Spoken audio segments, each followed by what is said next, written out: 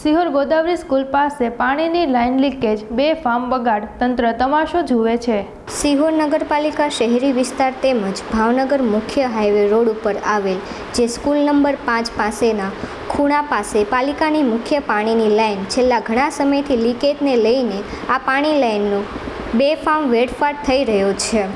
સિહોર સરકારી પ્રાથમિક શાળા નંબર 5 ગોદાવરી સ્કૂલ પાસેથી પાણી બેફામ વેડફાટને લઈને ખાડા ખાબોચિયા પાણી ભરાતા ગંદકીને લઈને નજીકની શાળા, સ્થાનિક રેસિડન્સ, દુકાનો, ટ્યુશન ક્લાસ, ફ્લેટ તેમજ ઓટો ગેરેજ આવેલ છે, ત્યારે સ્થાનિકોને તેમજ રાહદારીઓને આ પાણીમાંથી પસાર થવું પડે છે।